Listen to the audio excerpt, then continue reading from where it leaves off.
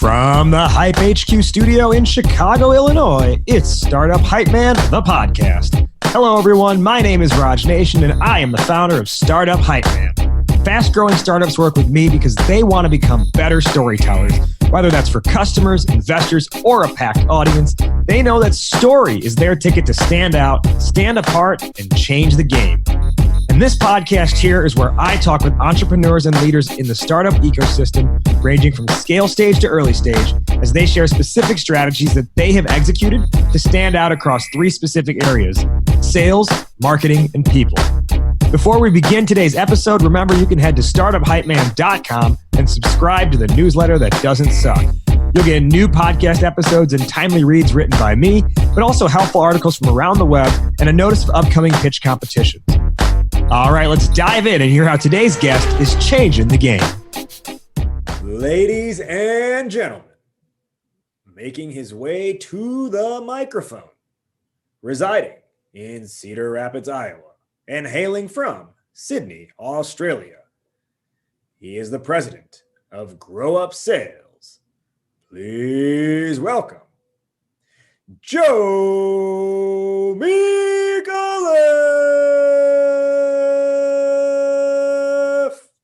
Mate, I love it. I absolutely love it. I thought you were going to say the thunder from down under, but that would be too corny and too cliche. But I'm gonna grab that sound bite. I'm gonna send it to anybody because I do a lot of public speaking, as you know, and anybody's gonna introduce you. I said, this is what it needs to sound like. Well, now thanks, I feel like a missed opportunity that I did not say the thunder from down under. I know, thunder from but I appreciate, love the whole, all the wrestling stuff. I love all that stuff you do, mate. I'm an old school guy, 80s, 90s. Saw a great documentary on Andre the Giant just recently. Yeah, the HBO one, yeah. And the Sheik, the Iron Sheik. There's some good stuff out there. So appreciate it, mate. Appreciate you having me on. Of course. So once again, he is Joe Micallef, president of Grow Up Sales. And Grow Up Sales offers strategic sales advice and coaching to banks, financial institutions, insurance companies, and other sales organizations. They not only help the members of those financial institutions become better sellers, but they also help the leaders at those companies become better sales leaders and sales coaches themselves. Now, I'm very excited to have Joe on today because aside from Joe being president of Grow Up Sales and just having that going on, Joe and I go way back and we have our connection through the Bunker Labs, both being mentors there. But for those who don't know, Joe was actually my first sales coach. So I do a lot of sales training and sales coaching and messaging development now, but a lot of the sales side of it, I didn't have until I met Joe. A lot of the blocking and tackling I was missing. And Joe was instrumental in Startup Hype Man's own success in getting off the ground several years ago in a lot of those fundamentals that this company was lacking in knowing how to structure a sales process.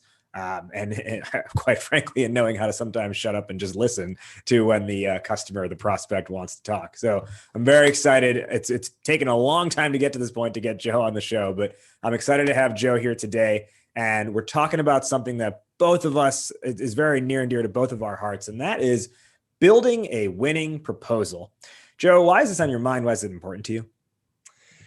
Because not too many people do it all that well. It's crazy. You can meet a prospect 2 or 3 times and have these fantastic, I hear it all the time. Man, that was a great meeting. And you walk away feeling pumped, and then your proposal, which really is a reflection of that meeting, falls flat. And then they're not returning your phone calls. And you've just mailed out a proposal. You haven't presented it to them. That proposal is not a reflection of the tremendous meeting or the great discovery and solutions you've just provided. It's simply just a features and benefits list with a price tag at the end. And that's all they're looking at.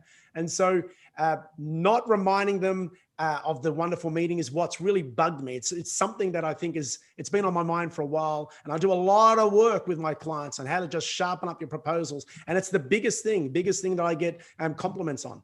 Thank you for improving our proposals. We're winning more business. So yeah, it's been on my mind for a while, mate. We're going to talk a whole lot more about that. Before we do, let's learn more about Joe, the person. Now, I'm curious, you got a few more years on me. I'd like to know if you could think way back into that memory bank of yours.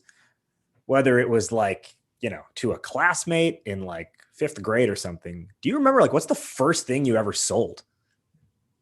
Oh, that's great. That's an excellent question. First thing I ever sold was myself to get a job. When I was 15 years old. So I come from a pretty poor part of Western Sydney. My father was a factory worker his whole life, still lives in the one and only house that he ever bought. And the local grocery store back then, grocery stores were, to try and get a job there was hard work. Nowadays, there's like help wanted signs everywhere. Back then, a lot of people would apply. And so this is, I was 15 years old, and this little squeaky voiced kid. And that question they asked me is, why hire you? What the heck? I'm 15. What the hell do I know? And so I remember saying that, the reason why you need to hire me is because your customers want to feel happy when they come to the shops here. And I know how to make people happy. And they were like, that's pretty cool. That's a good response. So it worked. That's great. Okay. So then tell me then, what do you feel you learned from that experience working in a grocery store? Excellent question, because this is exactly the reason why I went into banking. I worked in the grocery store for 7 years. I became a supervisor there. I went from, we call them trolleys in Australia, from the cart boy who collected the carts in the car park to a supervisor to they wanted me to be a manager. And what I learned, it's understanding what the customers want, like knowing how to ask questions, right? And so, back then, whether I was working in the checkouts or packing shelves or working in our liquor store. We had a liquor store, a bottle shop, a liquor store back then. I would always ask customers questions, and I never felt like I was prying, and they would answer. They would answer the question. So I immediately overcame that limiting belief that a lot of people have when it comes to selling their solutions, especially entrepreneurs out there, startup businesses. You got to get out there, you got to ask questions and don't feel like you're prying. And so that customer service aspect, starts and ends with asking questions, finding out what their needs are, and then providing a solution. And that's why I went into banking. It was more of the same. I started in retail banking, more of the same. Just keep asking questions, no matter what your role is, no matter where you are, just ask questions, help people. Okay. So I want to learn a little bit more about that, because you said that's why you went into banking. Yep. Because of kind of what you learned in the grocery setting. But yep.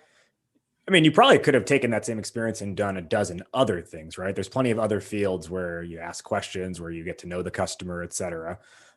Why did banking specifically speak to you? Yeah, sure. So in high school, I studied, economics. And when I was thinking about college degrees and whatnot, I wanted to make sure it was in a service field where, as I said earlier, like I was selling myself. And so you're right. You can be a product salesman out there, and there's still elements of you, but it's ultimately you want to make sure you got this innovative product. When I was thinking about service industries, I didn't want to get too technical, like accounting and law. But what I thought about banking was, look, a loan is a loan is a loan. A deposit is a deposit is a deposit. And ultimately it comes down to the person selling it. Look how many banks there are here just in the US. And they're all got different brandings and different catchphrases, and they all pride themselves on customer service, right? But for me, I knew it was an opportunity for me to continue. Like, what I was complimented and praised on so much in the grocery store was my energy, my enthusiasm, my willingness to help others. Banking takes it to that next level. You're helping people achieve their financial goals, their dreams. You're helping making their life easier and better. And so that's why I loved getting into banking. And as you know, Raj, ultimately led to this career in coaching, right? I continued that. How can you help people and make their lives better? What can you do? What advice can you provide? Well, you rose ranks in banking, becoming the CEO of multiple organizations, and developing global experience in the process, right? So you've lived in Australia, you lived in Canada, you lived in the US, now you live in the US and Australia. That's right. What would you say, of all the different places you have lived, maybe like what's one thing I say, I don't want to go into Australia because you have so much experience there and you can probably say a million things, but maybe one thing about living in Canada and one thing about living in the US that you've learned about yourself or about the environment overall? Yeah, I mean, the easy answer is everyone says you got to learn to adapt and whatnot. But what I've learned is that ultimately, and this is how I ended up becoming a coach. Ultimately, we all share the same dreams and goals. We all want to better our life. We also many people share these same limiting beliefs, the same things that hold us back. That's why there's so many life coaches out there and all that type of stuff. And so, doesn't matter what market I'm in, I get this sense of, all right, well, for example, in Canada, they're a little bit more conservative. And so therefore they're more loyal, right? They're more loyal to their service providers. And so because, well, hang on, I don't know anybody else. I want to remain loyal. I'm conservative. I don't want to take that risk of going elsewhere. And so, but we all want a better life, right? Yes. And therefore, if that limiting belief we need to overcome by just asking more questions and discovering more of what their problems are. Actually, good point. You come to the US, more risk takers. They are definitely more risk takers. And in the US, there's a lot more option. So people are willing to try lots of different things. So then people have, oh, look, I'm glad I've just got this one product with this client. I don't want to risk that by trying to find out more because they've got so much choice. Well, I say to them, become their only choice. So it's the same thing. You can help them with their goals. You've got similar goals. Overcome that limiting belief, right? That you can't provide more value. You can't be exclusively their only solution provider, and ask more questions, right? And so that's what I've learned, that it transcends the markets. And you just got to reach down to understand, reach up and understand what people's goals are. I want to help you achieve that.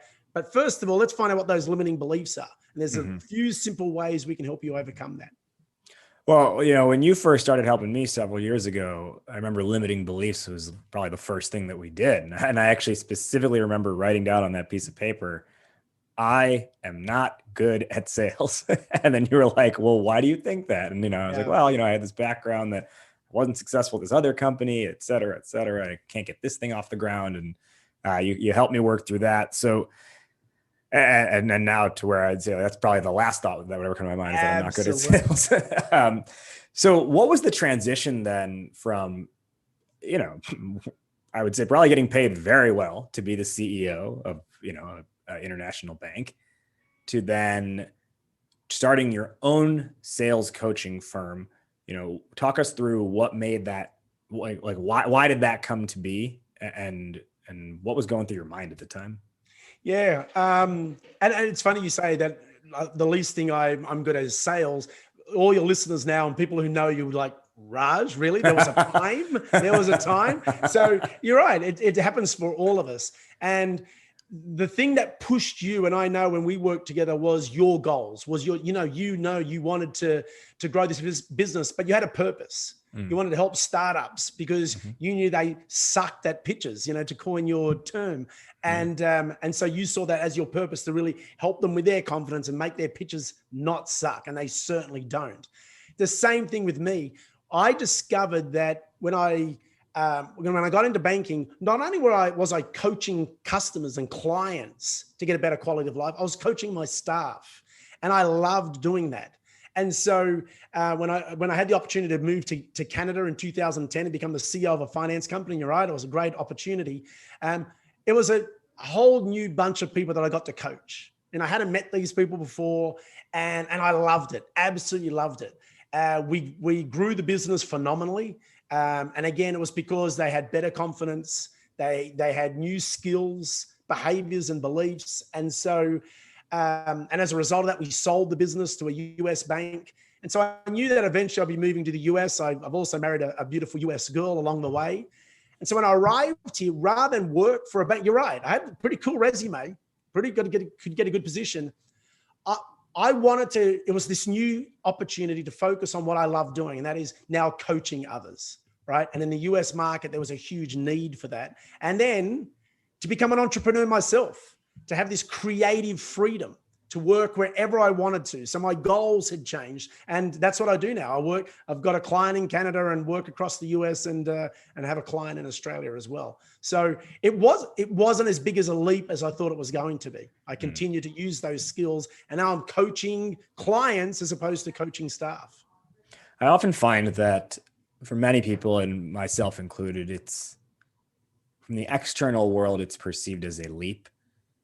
But when you're Yeah. the one in it, it's just kind of like, well, one thing leads to another. You're just kind of like thinking in a certain way. And so then you make this decision, then you make the next decision. Before you know it, it's been like 3 years, 4 years, 5 years, whatever it might be. But it's not like, I think it's less often the case where someone is like, okay, I'm doing it now, as opposed to just it's happening and you just are in the thick of it without realizing it. Right. Yeah. And you hear so many entrepreneurs say today, I wish I started sooner. And even entrepreneurs who may not have the success they want right now, there's no regrets. They like, okay, well, I've learned a lot along the way, and maybe it's taken me longer to achieve my goals, but I'm loving what I do. Is it harder work and all that type of stuff? It can be. I was going to say, yes, it is. It can be. It's all relative. If you're enjoying what you're doing, then it's, I know that sounds very cliche, but it doesn't have to be. Am I working kind of longer hours than I've ever done before? Sure, but I've got so much more freedom, and the hours I'm working now, I love. I get to do stuff like this, right? So exactly. All right, so let's dive into our main topic today, which is building a winning proposal.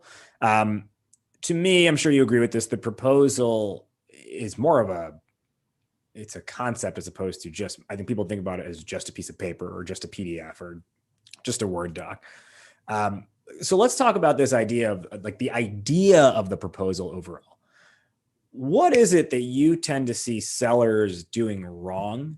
Before we even get to that piece of paper, what are sellers doing wrong in the process leading up to the proposal? It seems like a running theme today, but they're really not asking enough questions. So they're meeting these clients. We get into pitch mode very quickly, and that's not taking anything away from what you do. You're helping them. Hey, the pitch is only after you've done discovery. Yeah, that's right. That's exactly right. So we got to open that door. So what I see that a lot of people are doing wrong during the sales process is, first of all, they don't have a process. There's no sales process. And that's one of the things you and I talked about, very early on, is having some kind of a sales meeting process at least. There's prospecting processes, there's follow-up processes, but what about the actual meeting itself? You got your client in front of you, like, how does that process work and what do you follow?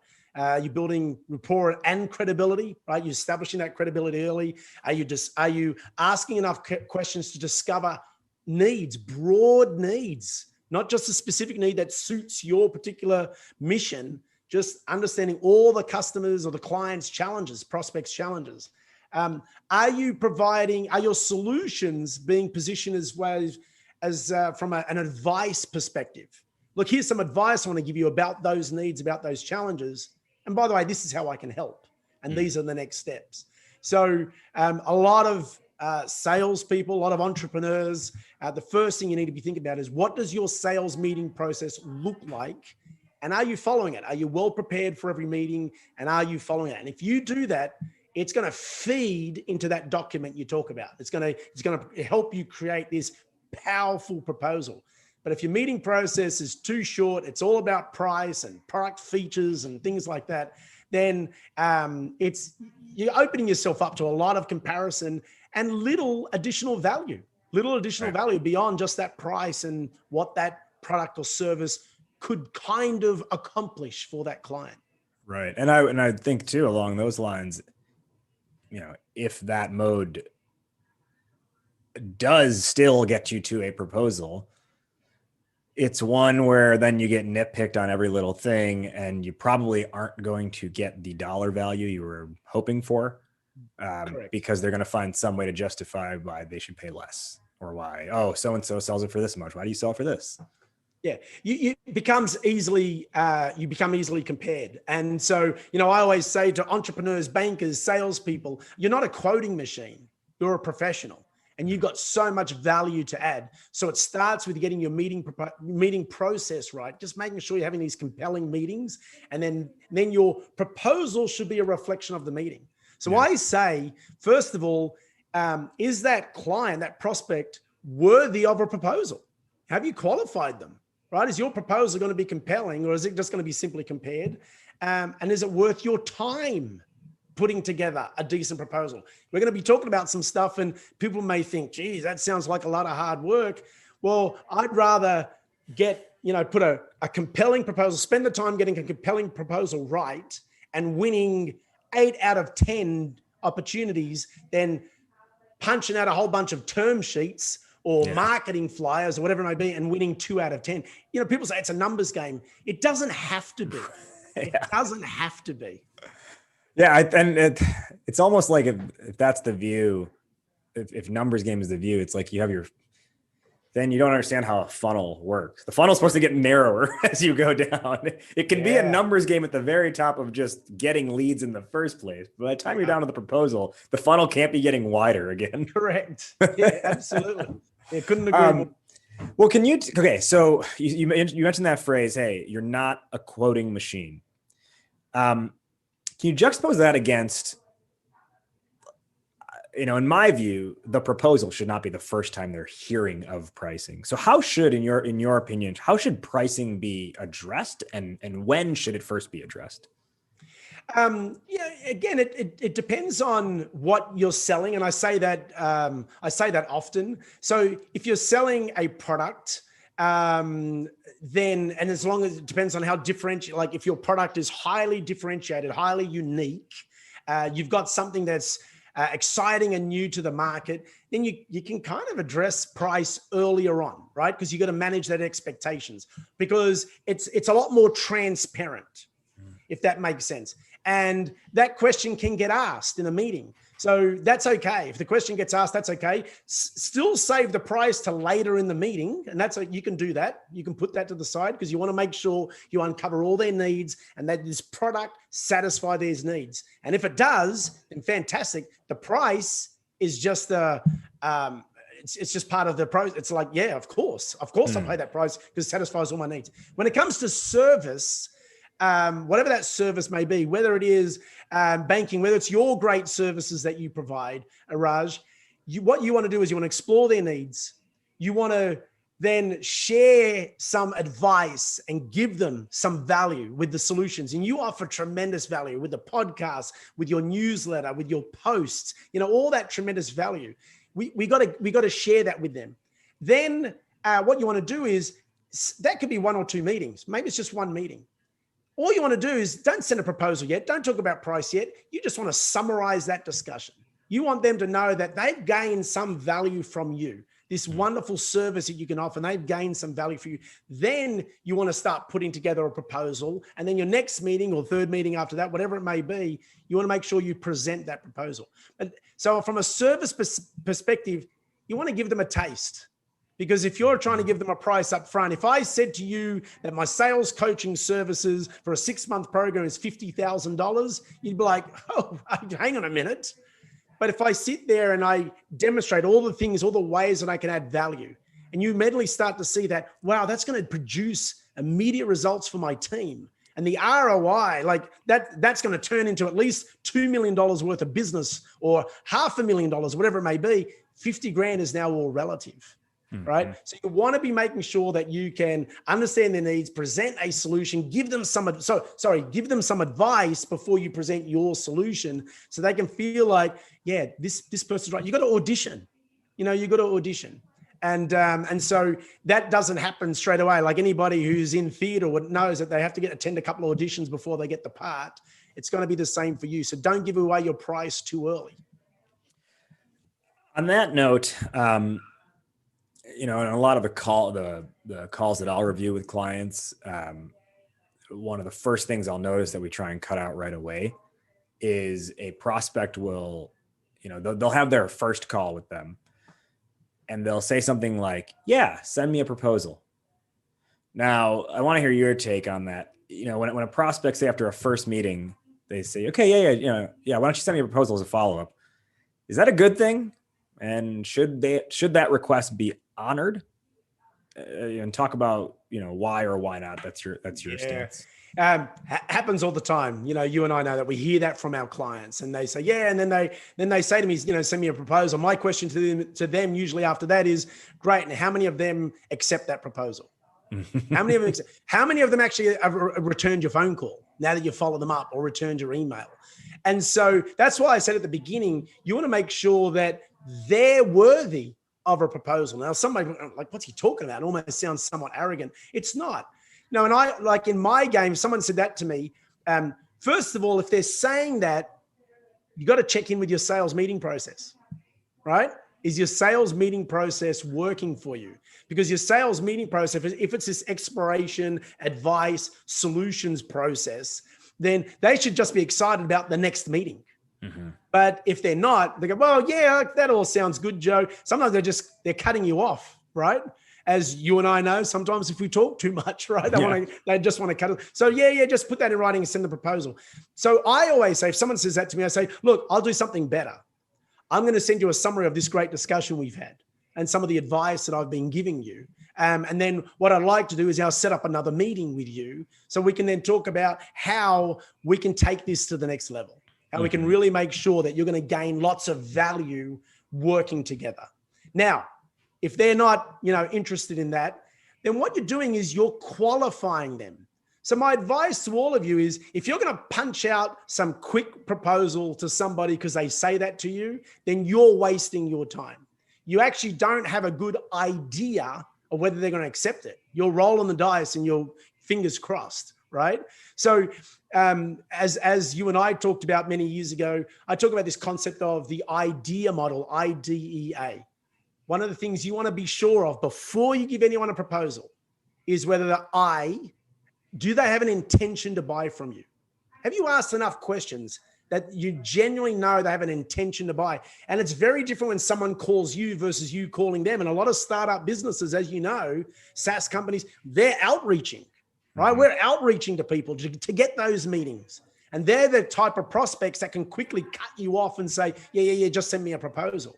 So what you want to do is, in that meeting, especially if you've outreached to them and you've gained that meeting, you want to get a real sense that they've got an intention to buy, that they're not happy with their current provider, that you've got something that could be of real value. D, IDEA model, D stands for decision-making process. Are you speaking to the decision makers? So the person that says, yeah, send me a proposal and, I'll send that to my CEO. Good luck. You're going to waste your time completing the proposal. So ask them about their decision-making process. Ask them if they're the decision makers. Who else needs to be involved? E, expectations. And this is where price gets involved. E is expectations. Are you clear about their expectations from someone like you? And the expectation shouldn't be, oh, I'm going to get a proposal. The expectation should be, this guy is adding value, or this lady, this company is adding value. Yeah, I'm expecting to have another meeting with them, have some more conversations with them. And do they understand your expectations of them? And then the last one, A, in the IDEA model is access. So this is the classic. Are you getting access to their time? So when they cut you off, you're not. So you don't have a good idea whether they're going to accept your proposal. So why waste your time, right? Why waste your time? Access to information you need and access to people. So that's my point here. It's okay to say no. It's okay to say no, but I don't just say no and like, well, no, I'm not going to send you a proposal. I say, I've got something better for you. I'm going to send you some information that can be of value. And then let's set up another meeting so we can explore more needs, right? Well, and the other side of that I'll see is oftentimes the rep will kind of like preempt, and they'll say, they have maybe an interesting first meeting, and the rep will say, well, great, why don't I send you a proposal and you can look that over? And that's also something where I'm like, maybe you don't want to do that, because if you don't have, all those things you just mapped out in the IDEA model, and if you don't have that stuff gathered, you're going to leave that call with a false sense of confidence, because they're going to say, like who's going to say, no, don't show me your pricing, right? But in reality, you may do that thinking, oh, I'm advancing the sales cycle here, but you're not necessarily advancing their buying process. And those two things have to be in alignment, right? Your sales cycle has to align to their buying process. You can't move one without moving the other. Yeah, no, absolutely right. Absolutely right. So, so that's why and we're going to talk about proposals and then the type of proposals you do. If you just want to punch out a quick one-page term sheet or something along those lines, fine, but you are falling into that numbers game. Like we talked about, the funnel that's going to go like that. And you're going to find this part of your funnel is not new clients. It's a whole bunch of, dead deals or people not speaking to you. So just don't do it. As you know, I work with a lot of finance companies, and it's even in the mortgage space, Don't just send out this one pager with fees and interest rates and maybe a marketing flyer attached. That's not a proposal. That's not a proposal. So don't be surprised if you get compared then on price.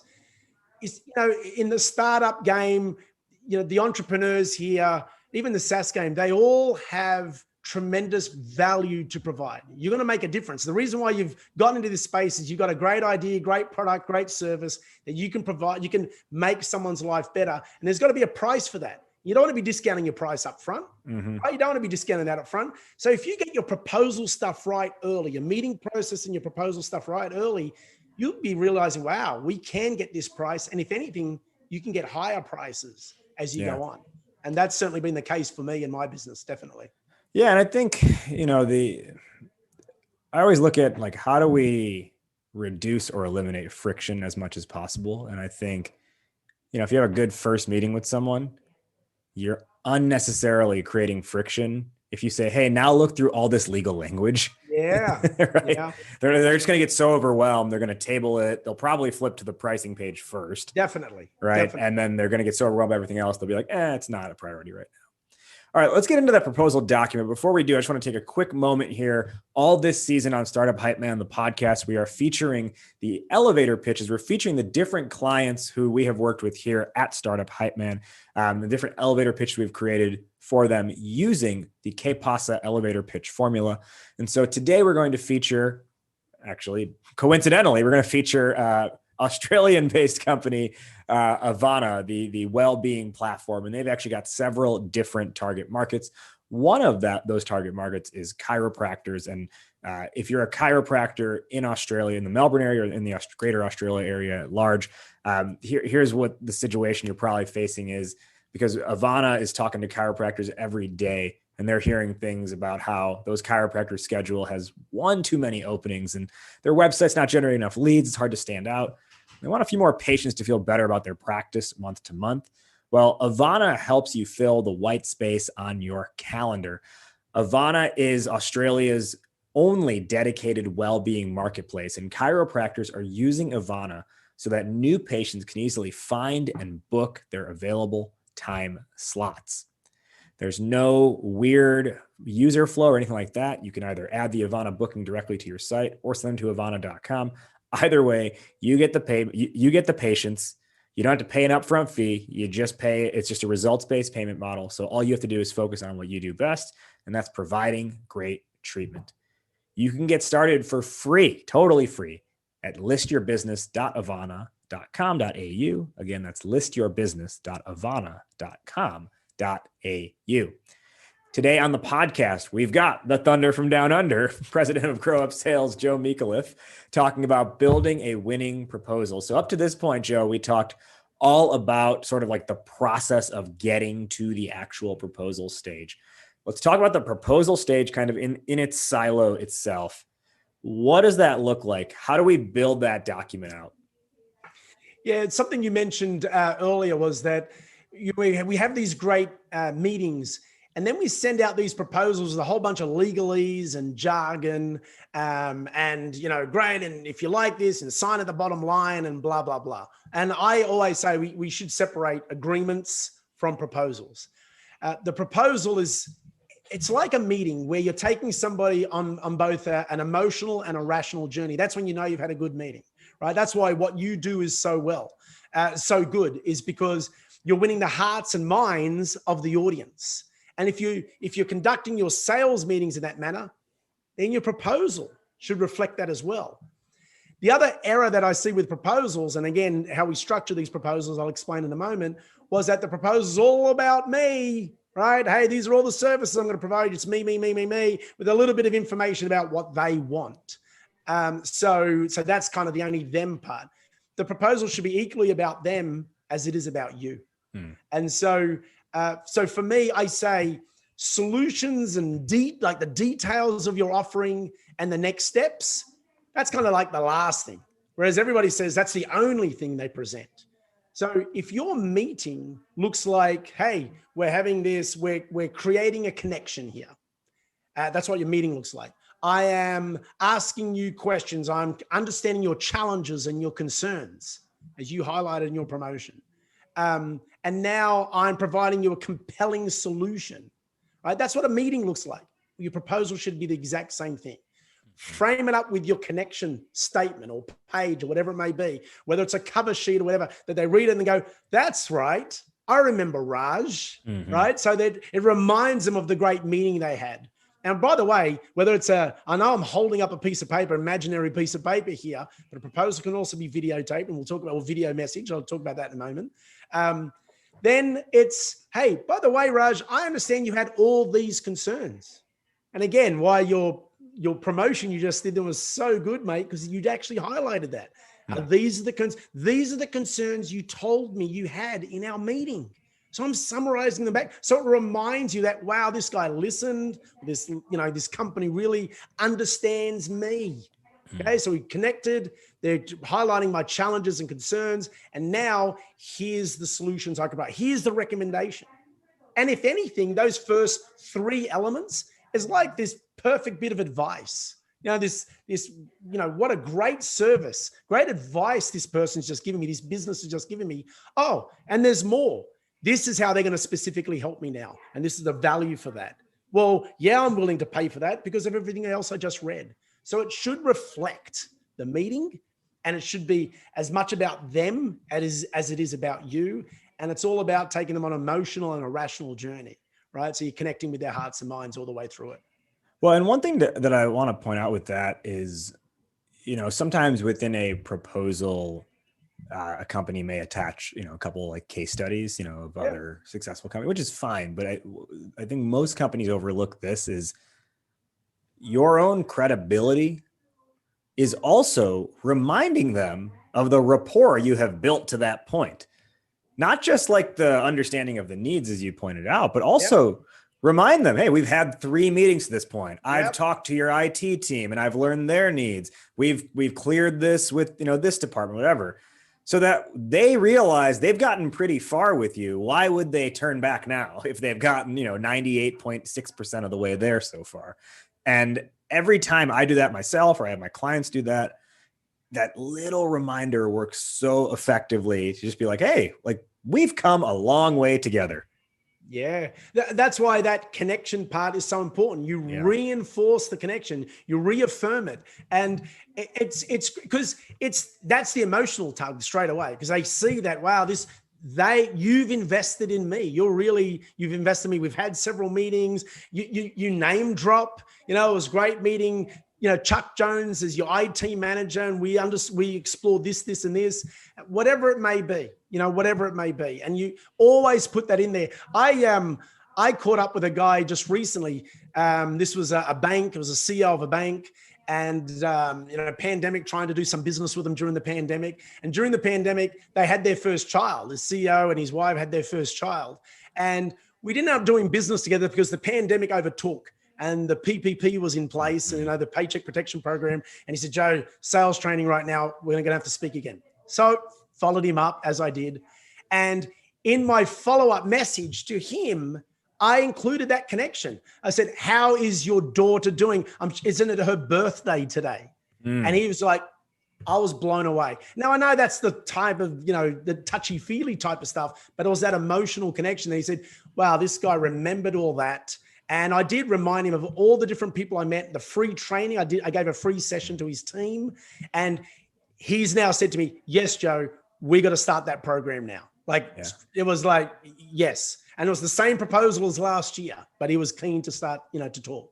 So and I wouldn't even discount it with the idea. I don't mean price discount. I would not disregard the importance of what you said, like kind of the touchy feely, but like, that's how you get people to, that's how you, decisions are made on emotion, right? More than anything else. And that's how you stay within the emotion. I was in the market for a product recently, and I'd probably had, 2-3 meetings with the person. And after that second or third meeting, whatever follow-up email they had to send me, and I'll admit the product was interesting. I was genuinely interested. But in the follow-up email, they addressed me. They said, hey, Nathan, like mistaking Nathan for my first name. Now, I have had multiple meetings with them to that point. Yeah. And that tiny mistake, I'm like, I'm done with them. They're not paying attention to me. Yeah. And if this is what it's like now, what's it going to be like being a customer of theirs? Correct. And it's so you're right. And definitely not trying to discount. And I'm thinking about your audience, and some people may go, wow, remembering child. No, absolutely. Remembering names, remembering the language they use. Mm-hmm.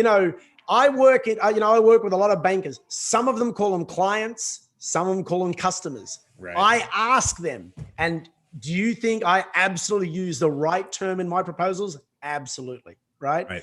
So it's all that type of stuff, and that makes a huge difference, and that should carry right through the proposal. But confirming that connection up front, no matter what it is, complimenting them. There's lots of ways, you build rapport and credibility.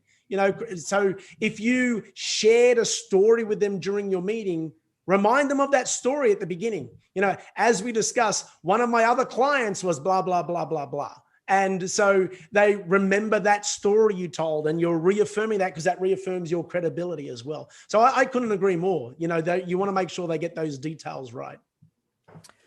Well, I've got a few more questions here before we hit our wrap up. You mentioned a couple minutes back, you said, hey, whether it's the document or if you did it through video, talk through what video would be like in this scenario. So technology's here, right? So a lot of people are thinking, oh, great, I'm just going to punch out and send a PDF or something along those lines. There's lots of great tools out there. There's lots of great platforms where you can get documents electronically signed. And that's something I alluded to earlier, where my agreements are very separate than my proposals. Because for me, one of the biggest mistakes that bankers, that any kind of business makes, especially service businesses, is that we don't present our proposals. We don't present them in person. And so if you can't present in person, there's tools you can use for that. I'll explain that in a moment. The most important thing is if you've gone through all that effort to discover all their needs, right, to create this now more comprehensive document that covers those sections that I talked about: connection, challenges, your compelling solution, and then the details and next steps, then why not present it to them? And so when a customer says to me, or a client says to me, hey, just send it to me, I'll say, I got something better yet. I'm going to send you some information. Then I'll also say to them, let's set up a time so I can present this proposal to you. I want to walk through the proposal. Remember, make it about them. I want to walk through the proposal so I'm sure that we're covering all your needs and giving you and helping you achieve your objectives. You. This, that's not some gimmick. You're making it about them and not about you. When you just shoot off a document, guess what? It's all about you. And they're just going to look at that price and go, I don't know if I want to pay that much for that person or that company. So I try to present them in person. And then, yes, I will. You want to control the document. Now, if I can't present it in person, present it via Zoom, I'll email the document just before the meeting. Or what I love about Zoom is you share the document and you present it to them while you're doing it. Now, control the scroll. Don't show them anything that you're not yet talking about. Yeah, correct. And remember, if you're structuring your proposal the way I suggested, where it's all about them up front, that's how you're presenting your proposal. It's all about their needs. It's like you're recapping that whole meeting you had with them. You're confirming your connection, your rapport and credibility. You're confirming their needs and you're asking them, if we've got this right, what else it can be. Like, how powerful is that? They can't say no, right? They can't say no and then you're going to get into your solution, how your solution powerfully addresses their needs. And then, yes, you're going to get into the details around the price. So for me, controlling the scroll, right? Controlling the document. If you can do it in person, do it. Try and present. Now, there's going to be some people saying, well, they don't want me to present in person. I use Prezi, a software called Prezi, P-R-E-Z-I or Z-I, as you guys say, right? There's a lot of great software out there. And I will record myself presenting the proposal with each slide at a time. I'm still controlling the document. Interesting. Right? So if they're being dodgy about or they're like adamant about, no, just email it to me, you're still not just sending a static attachment. You're actually doing a video recording and you're sending them that. Yeah. Now, once again, very smart. To your point though, about the dodginess, as we alluded to at the beginning of our session today, if they're being dodgy, you just got to take a step back and go, have I controlled this meeting process well? Am I really demonstrating value? And do I have a good idea that this is somebody who's going to, because you're going to spend time creating that document, creating that video. That's what some of your listeners and viewers are going to say right now. It's like, oh, hang on a minute, record a video. Yeah, I've done that for some bankers. And you know what they've said to me afterwards? I loved it. Can you teach my team how to do that? Right? And it's what you do, Raj. Like, it's all about you demonstrating pictures and doing examples of pictures for businesses. And I go, okay, yeah, we need my people to sound like that. So it's so much more powerful. But again, if you're going to invest that time, make sure, like I said, you've created enough value that they're interested and that they're worthy of that they're going to be the type of client that you want to build that relationship with. Yeah. Yeah. And, one other thing that I want to add into this is if you've got, to your point about, hey, have you controlled the process to that point? Have you qualified them correctly? If you've gotten to the proposal stage, like my belief is there shouldn't really be much of a question at that point. Like it should be like a 95% there. And that 5% where you miss is, some external factor came into play that was hard to predict or hard to control for. And what I'll always do, because whenever I get to a proposal stage, they've verbally heard an idea of what pricing is going to look like on that proposal, so they're not surprised. Yeah. And I also will say at the beginning of that meeting, I'd like us to leave today's call with an agreement in principle that of what we want it to look like moving forward, knowing that we'll probably need to exchange some emails or get on another quick call and just hash out some details. But at least we'll know in principle what working together is going to look like coming out of this. And when you say to them, can you get on board with that? And if they say yes, now they've literally just agreed in the first 20 seconds of doing business. They've agreed to do business with you in some capacity. Now, of course, they can always renege on their word, but that I call them micro agreements. When you can secure the micro agreement up front or throughout the call, it's so valuable because you're starting the meeting with a yes, not a no, convince me. It's a yes, let's discuss. Yeah. And I use that even for my proposal presentation. So I love that approach. I think that's brilliant. And everybody should do that. That's why I say, to get your proposals right, it starts with getting your meeting process right. So managing expectations up front and saying them things like, I think it just makes sense that today, does that make sense to you? And that's what I use. You've heard me use that. It just makes sense a lot. And so that's great. So same with the proposal. That's why I encourage everybody, if you can, present your proposals in person over Zoom and say, look, it just makes sense as we present this proposal today that we come up with a reason, a next step for doing business together. And today I want to hear any reasons why we can't move forward. Does that make sense to you? And they go, yeah, absolutely. Right. And so I find it's very rare that ends up being a pricing issue. So this is the reason why you want to make sure, again, that you're presenting your proposal to the decision maker, ID model, intention to buy, decision maker, expectations, and access. And if you got those things, if they're in place to your point, then do your proposal. And mate, 95 could even get up to 96%, my friend. So you're right. So rather than just shoot them out. One more question here before we hit our wrap up. You said, technology is here.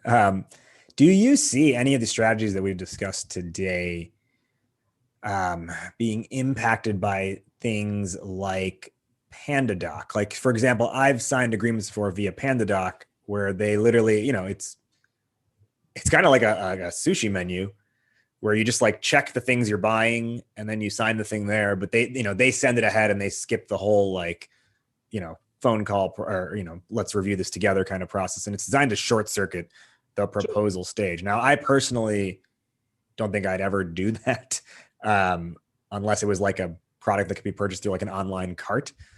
I'm curious to hear how you think software like that impacts these strategies. Yeah. And the great thing about the question you asked is, in essence, you answered it for me when you were talking about when would you use a PandaDoc. PandaDoc's awesome, right? Fantastic. Now, I would use that at agreement stage. So we're at the final agreement stage. And if I'm building some optional extras in my proposals. Like, I have like an online video platform that I use to bolster my coaching. And so, do you want subscriptions for the online platform? So sure, I like technology is brilliant when you get to the agreement stage. Technology is absolutely can help. We talked about Zoom. A lot of times I would honestly say before the pandemic, most of my proposals were done in person, which meant I was flying somewhere or driving somewhere or whatever it may be. And because I have pretty large contracts, I've been doing them over Zoom, and it's been equally as powerful because I get to control it. Right. I get to control. And the only reason why I ever email in advance is because maybe I know there's 3 or 4 people in the room, and so they want a hard copy to look at the same time. It's emailed just beforehand. So I think depending on your solution and your service. So if it's a product and your product is super compelling, of course you want to make sure it's a streamlined process and cut some of that stuff out of it, some of the protocol out of it, the time out of it. Absolutely save people time, make it easy, of course. But if it's a solution like the services you offer, and especially a lot of SaaS companies, and that, when there's demonstrations and all that built in, and it's a large contract, you want to be making sure that you can use the technology to your advantage, but you still want to be presenting it in the manner in which we talked about earlier, like going through each step, making sure you confirm their needs and whatnot. It depends. Volume product, use technology, but it just depends on the type of product, type of solution. And I'd even say the more, I'm saying this more than I probably ever would have before. What most SaaS companies have realized is that this kind of like golden goose of software that they just buy it, and that's kind of like really more a SaaS company. Like that last S in SaaS is service, software as a service. Yeah, correct. But most SaaS companies, it's a software, it's a service, it's a service backend that's supported by a software front end. And it's not like most companies are not getting away with just the entire existence and interaction is just the software, and there's no like customer success team or anything like that. Most of these companies are doing upsells and the software is supported by service, and there's cross sells and upsells due to the level of service that's going on there. So, any SaaS company, unless it's something that, you pay $20 for a credit card online and it's like a Chrome extension with no interaction beyond that. You really are a service company, even if you think you're a software company. Yeah, look, couldn't agree more. A mate of mine works for a big SaaS company in Australia, won't name names, and he just landed the largest grocery chain in Australia. Australia doesn't have all these ones; they're usually nationwide, multi-million-dollar deal. And he was able to he told me you leverage the software for demonstrations, you leverage the software to finalize agreements, but the amount of presentations he needed to do, and he learned very early on, don't give the proposal yet. So he was one of the first in the door. It was like an RFP kind of thing, one of the first in the door of all his competitors, but one of the last to give a proposal, and he insisted on doing it in person. And it was this big presentation that he gave, and he won it. And he was not the cheapest by far, but they were just impressed with that. You're right. The service element and the fact that he truly understood all their needs and wasn't just trying to throw some cheap software at them. So huge contract. So I couldn't agree more. Let's begin our wrap up. Joe, where can our listeners find you and learn more? So my website, my company is Grow Up Sales, and my website is growupsales.com. So all one word. I'm also on LinkedIn. Happy to connect with people. I share lots and lots of stuff. So I share lots of resources and whatnot on my website, growupsales.com, but also LinkedIn, Joe Micallef. Look me up. Either follow me or outreach with a connection, please. And if you got any questions, if you're just looking for some advice, I loved my time with the Bunker Lab, and I'm always like Raj does so very well, is I'm always wanting to share some tips and ideas. And if you have a specific challenge and want some help, let me know. And I also have a bi-weekly newsletter, like Raj has as well. And I'm always happy to put you on that newsletter list if you'd like. Awesome. And if you search for Joe Micallef on LinkedIn, just know that if you type Thunder from Down Under, he will not, you'll probably get something far more suggestive and his profile will not show up, unfortunately. That's exactly right. That's exactly right. Joe, who's one person who you want to shout out today? It could be a colleague, a client, a friend, a mentor, anybody. Yeah, the person that got me started on this coaching journey was Dean Mannix. He was one of my first coaches in the banking world. And I came full circle and outreached to Dean when I decided I wanted to become a full-time coach. And I work with him today. He's a highly successful entrepreneur. He's had a number of startup businesses that he's sold, and he even created this sales coaching company now, which deals with all of the major financial institutions across Australia and the UK.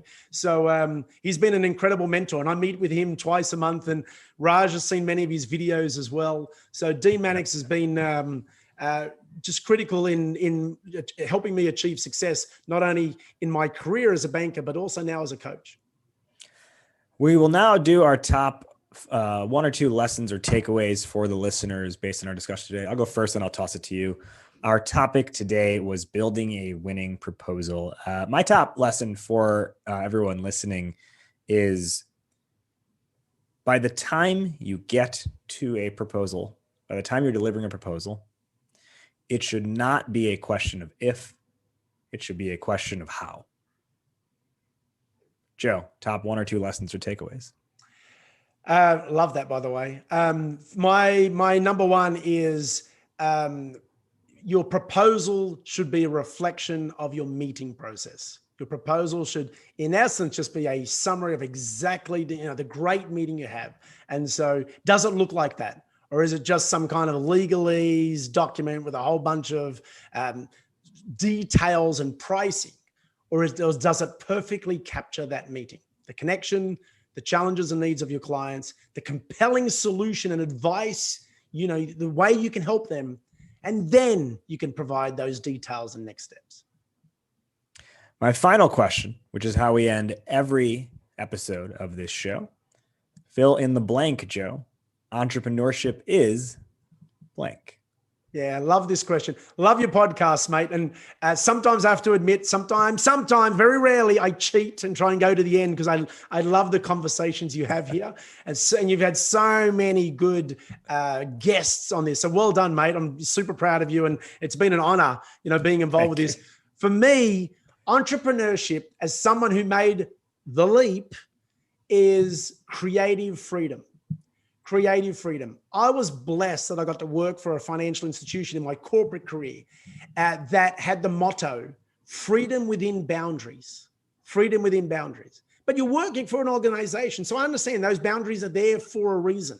But I got my first taste of that freedom. And I got my first taste of entrepreneurship while working with that organization. And what it meant for me is I could be creative, create new markets, create new solutions, create new marketing approaches.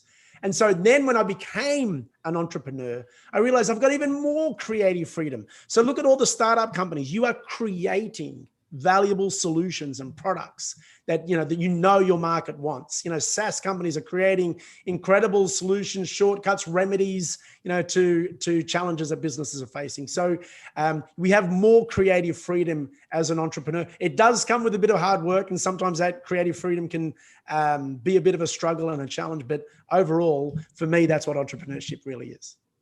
Entrepreneurship is creating freedom. He is Joe Micallef, president of Grow Up Sales. Joe, thank you so much for joining today on Startup Hype Man, the podcast. Cheers, mate. I really appreciate your time. Thanks, mate.